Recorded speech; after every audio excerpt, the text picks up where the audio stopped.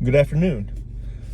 Man, the frames per second that I see on this as I record is just incredible. There's no way it's gonna look that good on the internet. Well, also, you know, if we ever find out, because I still haven't uploaded anything. But I'm consistently vlogging though, so there you go, man. We're doing it. So anyway, yeah, let me catch you up on everything that's going on. By the way, I'm Jared, head coach at Tiger Strength Training. Yeah, that's it. Heading to the gym. Just got off work. Just got off my 9 to 5 work, you know. It's my heavy week where I'm doing one failure set that's kind of determine, what my training max is going to be for the next cycle. It's deadlift today is the the heavy movement, the compound movement. And then I've got some volume I need to take off for that. And then I'm going to go ahead and try to get a pump for hamstrings and for wrist extensors. And we'll see. We'll see. That's been the thing that I've been struggling with the most. I don't think that I had a fever today. I also have been taking a tremendous amount of drugs. A crazy amount of, over-the-counter drugs, Tylenol, ibuprofen, Dayquil, stuff like that. I haven't been taking any heroin or anything, but I've been taking a lot of drugs, so much so that I'm like, how much can my liver handle? Like, surely I'm not crossing any line, but I'm still looking at it.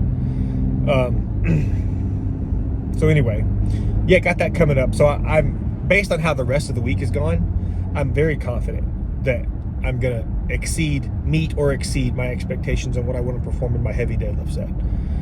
Very confident that I'm gonna be able to, complete the minimum volume that I need to do for my deadlift movement. Not super confident on how the hypertrophy work is gonna go. Not confident at all. But so, and that's something that goes to show you. So you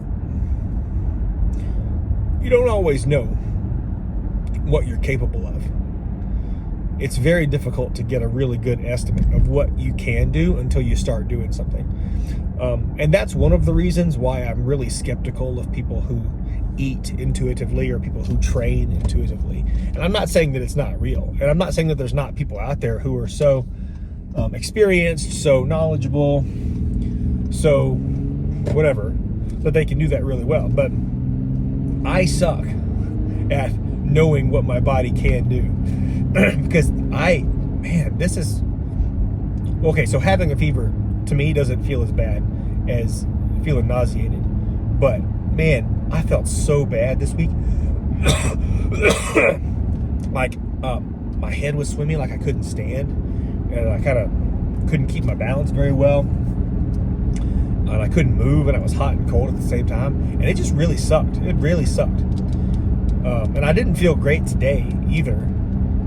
But I mean, and the cough is getting worse. Like the cough is getting more persistent and consistent. But anyway, so I felt bad this week, so bad.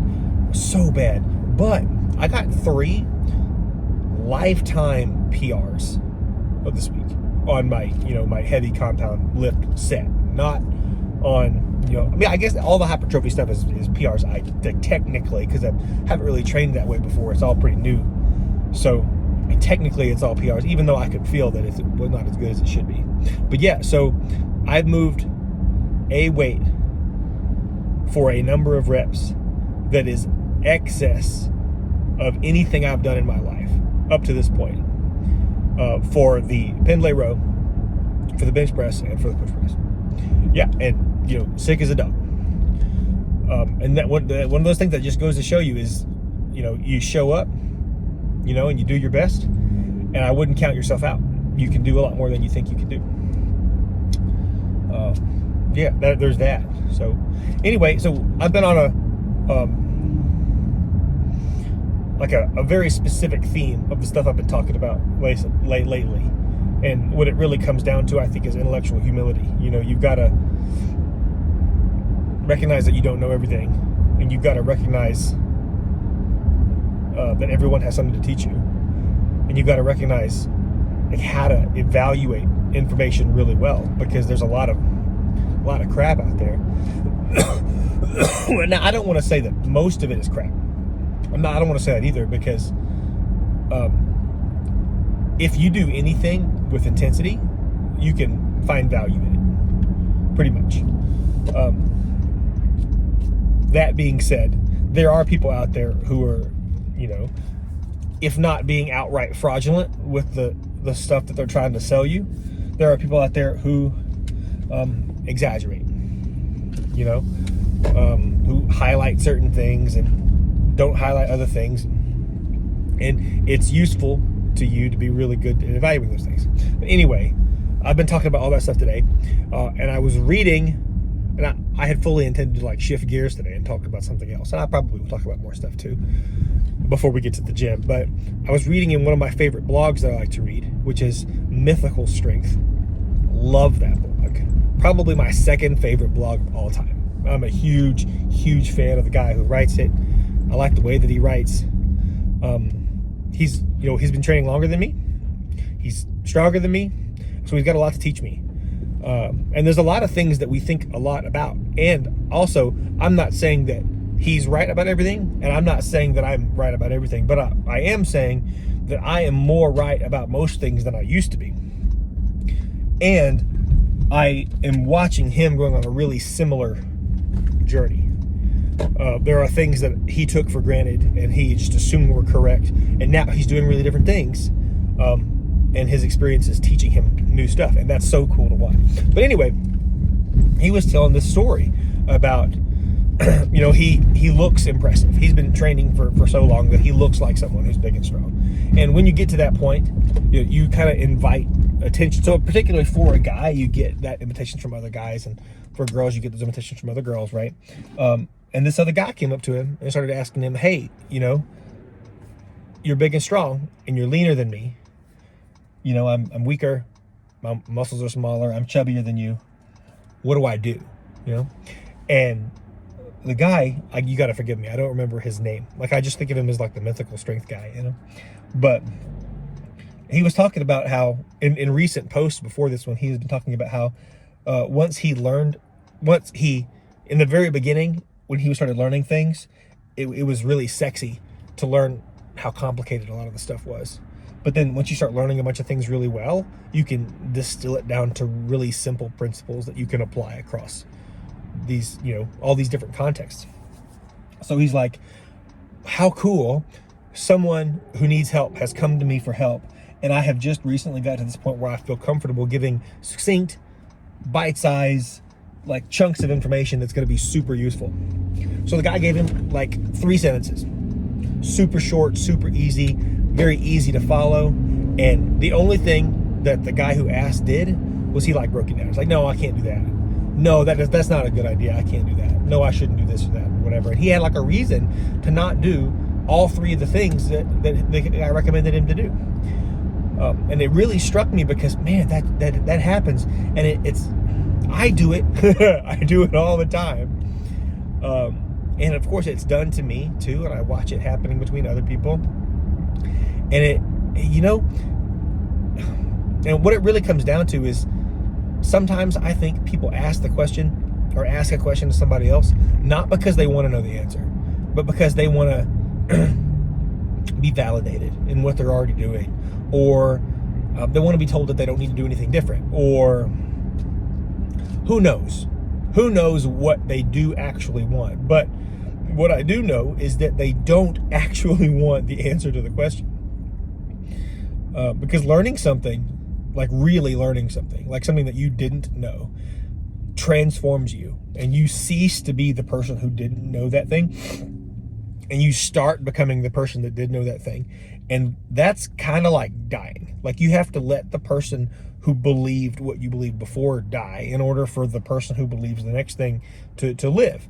So you've got to, like, the process of learning a new thing begins with the first thing, which is, I didn't know this before, or I was wrong about this before. And that's a huge...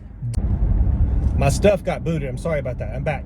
So that's a huge thing to have to learn. It hurts. It hurts and it's hard. But it's necessary. You're never going to be more or better than what you are if you don't make that first step.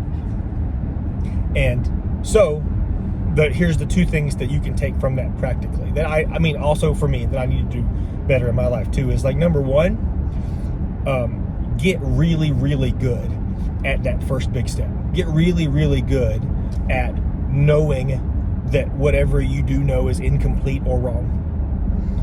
Like, operate constantly with the assumption that what you know now could be improved or exchanged at some point in the future in every regard. And then number two is, don't ask a question unless you really want to know the answer. And then the other half of that coin is, when you ask the question, you don't question the answer. You know what I mean? Like, I mean, you can like get more information about the answer. That's a great thing. But it's never like you find someone who's more successful than you and you ask them what to do and they tell you about it, and then you respond with some like, nah. You know what I mean? Like, even if they're wrong, then they're doing something that you're not doing. And there is benefit in listening to what they have going on. Anyway, sorry about the interruption. It cut out more. I probably would have talked about some more stuff today, but we're getting close to the end. Let's see. Yeah, deadlift tonight. Our trip's coming up, so I kind of organized my training so that I usually finish my training on a Saturday, finishing it on Thursday this week, and finishing it tomorrow, so that Friday, as soon as I get off work, we can head out for a trip. And let's think about things that I want to talk about in the future. So I've really been talking about like headspace stuff lately, and like mindset stuff, and how to think about fitness and how to think about nutrition. And I haven't really gotten into very many details about actual training, like lifts or programming or nutrition or recovery or supplementation or anything. I haven't really talked about anything like that. But we're gonna. And I may just do that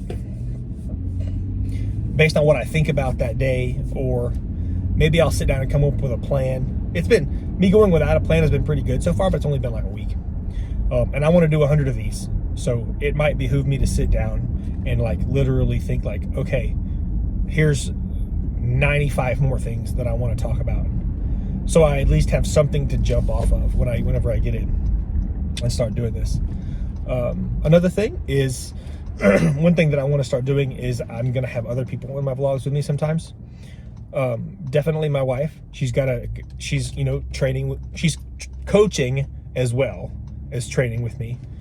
And I'm helping her become a coach, which is really exciting to watch, really rewarding for me. And she seems to be doing a good job at having a really good time. So I'll have my wife, one of my best friends that used to be an employee of mine, used to be a coach with me. I'm going to be spending a lot of time with him when we get to Texas next week, and I'll probably have him in a vlog or two at some point, particularly because we're not going to get together without disagreeing about something when it comes to training and nutrition, and probably the disagreement that we have is going to be a really valuable thing for us to share with other people, because the two, like, again, neither of the perspectives are probably going to be true, even if we talk like they are. They're both going to be useful for people to hear and listen and understand. And so there that is. Also, I'll talk about this tomorrow because I just arrived at the gym. I want to talk about, before we get into any like general nutritional principles or whatever, I want to talk about how I'm eating now, how I'm going to be eating next week for my vacation / deload. Because I've told you a lot about where my training is now before we talk about any general training principles, and I think we should do the same for nutrition as well. Anyway, thank you so much. I'm so grateful now for the abundance that comes to me effortlessly and easily on a consistent daily basis. And I'm so thankful for you. Thanks for watching. Thanks for engaging, and I'll see you tomorrow.